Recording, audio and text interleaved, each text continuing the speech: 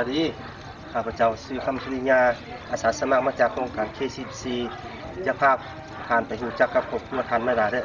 ครอบครัวท่านอินแก้วเนาะซึ่งเป็นครอบครัวปลูกผักในเรือนห่มสวัสดีข้าพเจ้าชื่อนางไมล่าอายุ42 ปีครอบครัวข้าพเจ้าสุนเชื่อเนื้อการปลูกผักเนื้อหันห้มย้อนบ้าเมืองกวนเป็นเมืองช้างตั้งมือความเรียกร้องต้องการด้านพืชผักมีลายและโบทันมีครอบครัวเลิศจะหันมาปลูกผักเป็นอาชีพดีที่สุดได้มีโครงการร่วมมือเราจากประชาชาติอยู่ได้ลงมาทุกนิวช่วงเชื่อมทางด้านเกษตรกรรมเฉพาะแม่นการปลูกพืชผักเนื้อหันห่มเฉพาะครอบครัวข้าพเจ้าก็ได้รับการช่วยเหลือทางหันห่มได้1 หลังพร้อมทางไปทอดท่อนบทเรียนอยู่แข่งร่วมใส่และอยู่เชียงใหม่ประเทศไทยผ่านการจัดตั้งปฏิบัติตัวจริงการปลูกผักเนื้อหันห่มเห็นว่าดีพอสมควรมันแสดงออกอยู่บนว่าครอบครัวมีผักกินตลอดปีได้ขาย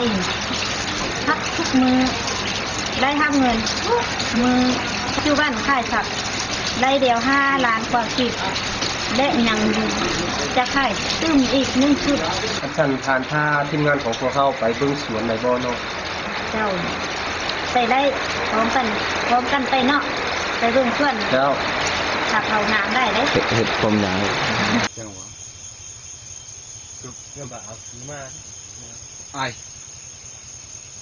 เจอลงมาก็บ่แรงนั่นมันน่ะเจอมาอันยังเนาะถ้าบัดแม่นเฮาจังเริ่มบ่งเจ้าเริ่มบ่งมาได้18 วันเต็มนี่แล้วแม่นเฮาเริ่มขายได้4 วันมาทีเดียวตอนในการจัดเตรียมดินปลูกผักนี่มีหยังได้เนาะเฮ็ดแนวใดขั้นตอนการเตรียมดินนี่แม่นแล้วเฮาก่อนที่มาบ่งนั่นน่ะแม่เฮาต้องตากดินอาทิตย์นึงเนาะตากดินอาทิตย์นึงแล้วแม่นเฮาจังไปเอาขี้คอกมาเชื้อนั่นนึงแล้วแม่นมื้อนึงให้น้ำจักเทื่อเนาะการรดน้ำนี่แม่นฮู้ว่าวันนึงละ2 เทื่อตอนเช้าเทื่อนึงตอนแดงเทื่อนึงเสียหญ้าไปพร้อมแต่ละวันวิธีกาเบียเด้เฮ็ดแนวใดเนาะวิธีกาเบียนี่แม่นเป็นว่าเฮาเกี่ยมจะไข่เบิ่งงบประมาณว่านี่มันกะว่า10 มื้อสิได้ขายแล้วเนาะสิขายเม็ดว่าซั่นซะได้เฮาเลยแม่นไปเอาดินอยู่กองหาให้เขานั้น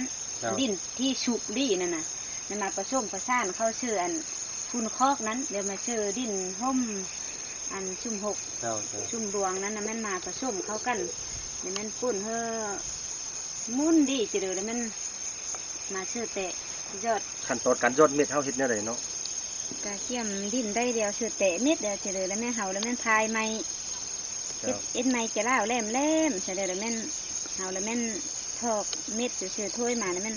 เลยมาเฮายอดชื่อเลยอะลอกนึงแล้วแม่นชื่อ2 เม็ดเนาะมันเพื่อประหยัดแนวนี่มันราคาแพงยิ่งนี่อันแนวอันของโครงการนี่นะแม่นเฮาประหยัดแนวแล้วแม่เฮาชื่อหลายเม็ดนี่แม่นเบี้ยมันที่แฮวเนาะมันที่กินมุงขึ้นมันที่บ่งามเฮาเลยต้องได้ชื่อ2 เม็ดแล้วแม่นอายุชื่อแล้วแม่นฮอด1 คืนที่2แล้วแม่นเฮาปืดเบิ่งอนุญาตแต่เนาะปกแสดงแล้วแม่นเฮาปืดขึ้นเห็นอันเบี้ยมันขาวๆขุดงอแงอยู่จิเด้อในเฮาแล้วแม่นปืดขึ้นน่ะมาเฮาได้เอามาย้ายชื่อน้ำหานนี่จิเด้อแล้วแม่นภายหลังว่าเฮามาตากได้1 มื้อเด้อแม่เห็นเบื่อมาลาวงอกขึ้นอายุได้จักวันแล้วนี่อันนี้มันได้2 วันรดน้ำมื้อนึงเด้อต่อ2 เทื่อตอนเช้าตอนแดงเป็นครอบครัวทานไม่ลาเพิ่นกำลังเฮ็ดปลูกผักนี่จะไปขายอยู่ตลาดเมืองกวนเนาะเพิ่นน่ะชอบเนี่ยแซ่บประมาณจักแสนนี่เนาะนั่นนึงนี่แม่นเตะแล้วเทื่อเอาไปขายแม่นนั่นนึงได้ประมาณ4-5 แสนนั้น ทานมีหยังบ่จะพาผังไปยัง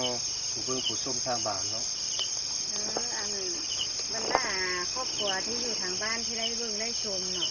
ถ้าว่าอยากมาทอดทอดบทเรียนนำผู้พวกเขาที่เคยได้ปลูกผักเพินร่วมมันพวกเขาก็ที่ทอดทอดบทเรียนเดียว